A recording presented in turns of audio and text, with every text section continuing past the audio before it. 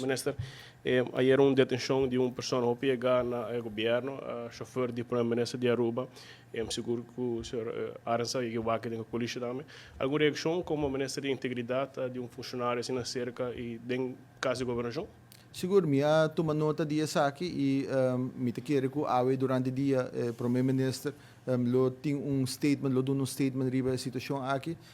Tur caso de justiça está de lamentar e me te quero que, como ministro, nós não por vai individualmente para papel para caso não específico, pero para mim isso aqui está de lamentar e nós temos que dar espaço na ordem judicial para não por cana na caminho, para não por fazer na investigação.